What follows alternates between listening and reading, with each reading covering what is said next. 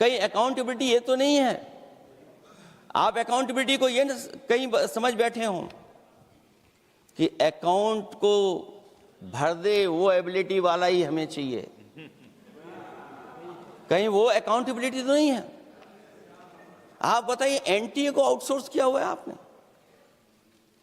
जिस संस्था की जिम्मेदारी है महत्वपूर्ण परीक्षा कराने की, उसमें सब आउटसोर्स। और ये सच कहा कि कांग्रेस पार्टी के माननीय सदस्य ने मांग की है कि वो हम लोगों को पता होना चाहिए आखिरकार कौन लोग थे जो आउटसोर्स होकर के बैठ करके परीक्षा में इस तरह की घोटाला कर रहे थे। आखिरकार जवाबदेही क्या है, किसकी थी? और फिर केवल नीट की परीक्षा की बात करें और परीक्षाओं की बात करें, अगर हम अध्यक्ष महोदय, जब से सरकार बनी है तब से सरकार की कोशिश रही है कि शिक्षा, परीक्षा और यूनिवर्सिटी का ताना बाना पूरा ध्वस्त हो जाए, उसको एक रंगी बना दें हम,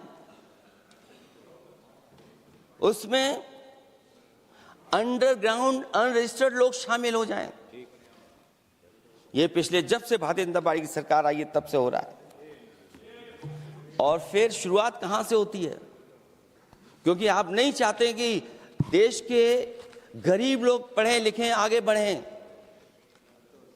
सरकार ने सबसे पहले हमला किया प्राइमरी स्कूल पर, और प्राइमरी स्कूल कितने बंद किए हैं आपने? जहां से बच्चे की शिक्षा की यात्रा शुरू होती है। एक गरीब परिवार का बेटा, बच्चे कहां से पढ़ करके निकलते हैं? सबसे पहले प्राथमिक शिक्षा सरकारी स्कूलों से पढ़ करके निकलते हैं। हमारे बहुत सारे माननीय सदस्य होंगे, वो उन्हीं प्राथमिक विद्यालयों से पढ़ करके आज इस सदन तक पहुंचे होंगे। आपने सबसे पहले स्कूलों पे हमला किया,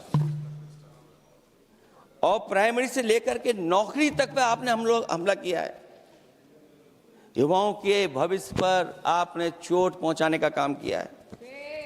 और जो प्राइमरी स्कूल जो आपने बंद किए हैं, वो इसीलिए बंद किए हैं आपने कि पिछड़े, दलित और गरीब के वर्ग के परिवारों के बच्चे पढ़ लिख न जाएं। क्योंकि आज भी अगर हम देखते हैं प्राइमरी स्कूल में कौन पढ़ने जा रहा है? सबसे समाज के गरीब परिवार के बच्चे पढ़ करने जा रहे हैं। सबसे पहला हमला आपने वही किया, और इसीलिए किया क्योंकि नींव पर ही अगर हमला होगा तो ये आगे नहीं बढ़ पाएंगे।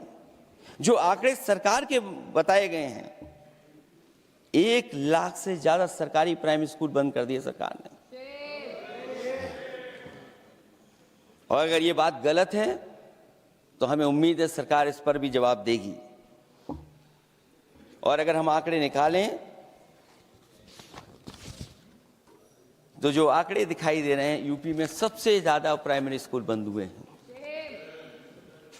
और ये सरकार के आंकड़े हैं कि 7 लाख से ऊपर विद्यालय थे जो अब 6 लाख रह गए हैं। और यूपी में तो सबसे ज्यादा बंद हुए हैं। उत्तर प्रदेश में 26,386 सरकारी प्राइमरी स्कूल बंद कर दिए सरकार ने। और केवल प्राइमरी स्कूल बंद नहीं किए हैं, नौकरी पे भी हमला किया है। 69,000 शिक्षक भर्ती को लेकर के बड़े पैमाने पर घोटाला किया गया। और घोटाला इतना बड़ा है कि वो सभी कोर्टों में गए हैं और पिछले कई वर्षों से आंदोलन कर रहे हैं। कोई स्थान नहीं बचा अध्यक्ष महोदय जहां पर वो शिक्षक भर्ती के लोग न गए हों। मंत्रियों के यहाँ गए हैं, आंदोलन किया है, हाई कोर्ट गए हैं, सुप्रीम कोर्ट गए हैं। लेकिन देखिए सरकार भी कमाल की है कि सरकार उनको नौकरी नहीं देना चाहती। और इसलिए नौकरी नहीं देना चाहती है क्योंकि उन्होंने भर्ती गलत की है, और भर्ती में जिन लोगों का अधिकार छीना है वो सबसे ज्यादा पिछड़े और दलित परिवार के बेटे, जिनका अधिकार इस सरकार ने छीना है। और ये अगर बात नहीं ठीक है तो हमें उम्मीद है कि सरकार इसका भी जवाब देगी। माध्यमिक स्कूलों को भी बंद किया जा रहा है। और बड़े पैमाने पे स्कूल बंद हुए हैं और जो बोर्ड की परीक्षाएं लीक हुई हैं, पूरे देश में बड़े पैमाने पर बोर्ड परीक्षाओं के पेपर लीक किए गए हैं। अध्यक्ष महोदय, हम जानना चाहते हैं कि आखिरकार 10वीं और 12वीं के पेपर लीक क्यों हो रहे हैं? 10वीं और 12वीं के पेपर लीक क्यों हो रहे हैं? इसके लिए अगर कोई सरकार के पास जवाब हो तो बताएं।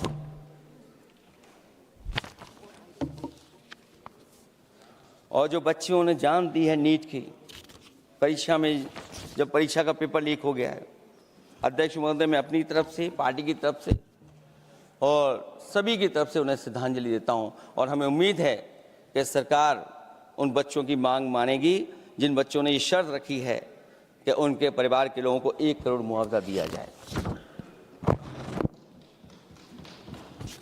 जब उच्च शिक्षा में जिस तरीके से भर्ती हो रही है, अध्यक्ष महोदय, जो उच्च शिक्षा की भर्ती है उसमें जो अपॉइंटमेंट हो रहे हैं उनके बारे में तो क्या चर्चा करें कि जब संस्था पे सबसे ऊपर बैठा व्यक्ति ही अन्याय करेगा तो पूरी संस्था में अन्याय होगा। जब से ये सरकार आई है, जो बड़ी बड़ी संस्थाएं हैं उन सब संस्थाओं में एक रंगी लोगों को बैठा करके उन संस्थाओं को ध्वस्त करने का काम कर रहे हैं। और न केवल उन संस्थाओं को खराब कर रहे हैं, बल्कि अध्यक्ष महोदय, उत्तर प्रदेश में एक स्वतंत्र सेनानी, उनके नाम पर यूनिवर्सिटी बनी, मौलाना जौहर यूनिवर्सिटी बनकर के तैयार हो गई। इन्होंने कोई सरकारी यूनिवर्सिटी नहीं बनाई, और अगर कोई प्राइवेट यूनिवर्सिटी बन भी गई है तो उसको भी हथौड़ा लेकर के तोड़ने की तैयारी कर रहे हैं ये लोग। ये नफरत की राजनीति कहां लेकर के पहुंचा देगी? और जब से बीजेपी की सरकार आई है तब से नफरत की राजनीति और दूसरे लोगों के साथ किस तरह का व्यवहार हो रहा है, उन्हें कहीं भी न्याय तक नहीं दिला पाई सरकार। और जब नौकरी की बात आ जाए तो अध्यक्ष महोदय, अग्निवीर भर्ती में भी जो हर साल में कितनी भर्ती होती थी, कभी 80,000 भर्ती हुआ करती थी, अब भर्ती केवल 10,000 हो पा रही है। आखिरकार अध्यक्ष महोदय, सरकार नौजवानों की पढ़ाई और नौकरी पे हमला क्यों कर रही है? और नौकरी पे हमला क्यों हो रहा है? जब आप ये कहते हैं कि हमारे नौजवान हमारी डेमोग्राफिक डिविडेंड बन करके आए हैं, कहीं यही नौजवान हमारी आपदा न बन जाए, इसके बारे में भी सरकार को सोचना चाहिए। और मैं ये जरूर कहना चाहता हूं कि अध्यक्ष महोदय, अगर शिक्षा अच्छी होगी, परीक्षा सच्ची होगी, तो तरक्की भी पक्की होगी। और ये तरक्की नहीं चाहते हैं, इसीलिए शिक्षा पर और परीक्षा पर हमला कर रहे हैं। मैं इन्हीं शब्दों के साथ अध्यक्ष महोदय आपका धन्यवाद देता हूं। और जो बिल लेकर के आए हैं आप, बिल तो 24 में भी लेकर के आए थे आप, जो 24 में बिल लेकर के आए तो उसके बाद नीट परीक्षा का पेपर लीक क्यों हो गया, ये आप बता देना मंत्री जी। आपको एक कानून बनाने के बाद दूसरा कानून बनाना पड़ रहा है, ये क्या वजह है? और आपको मंत्री जी का स्वागत इसलिए करना पड़ रहा है कि आपको संकट से बचा लिया। और अगर अखिलेश जी तो समाजवादी है। मैं पूछना चाहता हूं कि छात्रों का आंदोलन के बाद सरकार उनका बात सुन के पार्लियामेंट में बिल लेके आता है, ये अच्छा है? या जो आंदोलन होता है तो उसको कुचलने के लिए देश में इमरजेंसी लगा देता है, वो अच्छा? आप बता दीजिए।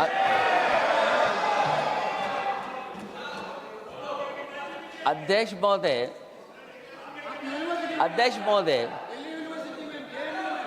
महोदय, मैं इमरजेंसी को तो नहीं देखा हूं, लेकिन इमरजेंसी में क्या क्या हुआ है वो अभी दिल्ली की राजधानी में भी देखने को मिल गया है।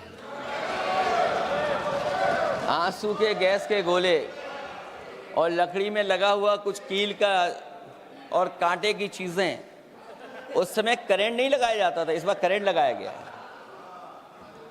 तो ये इमरजेंसी के बराबर ही हुआ है हमला,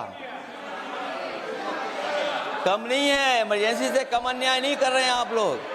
और याद करिए अध्यक्ष महोदय, अगर इमरजेंसी इन्हें याद आ गई है, अगर इमरजेंसी अध्यक्ष महोदय ने याद आ गई है, तो इमरजेंसी के बाद भी परिवर्तन हुआ था और हमें भरोसा है कि इसके बाद भी परिवर्तन होगा।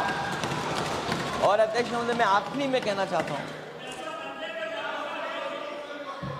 कानून से नहीं, नियत साफ होगी तब नीट का परीक्षा साफ होगी। सवाल कानून का नहीं है, आपकी नियत साफ नहीं है। और जिस समय आपकी नियत साफ होगी तो परीक्षा भी साफ हो जाएगी। और हमारे साथी जो कुछ और बातें उठा रहे हैं, आज मौका नहीं है, आज मौका नहीं है, लेकिन आपको भगवान भी माफ नहीं करेंगे, क्योंकि आप चढ़ावा चोरी में शामिल हुए हैं। और चढ़ावा ही नहीं, जो गुप्त दान था वो भी चोरी हुआ है, गुप्त दान। और ये पाप की श्रेणी में नहीं आता है, महापाप की श्रेणी में आता है। Akhilesh ji bill pay. और अध्यक्ष महोदय, आखिरी में मैं इतना ही कहना चाहता हूं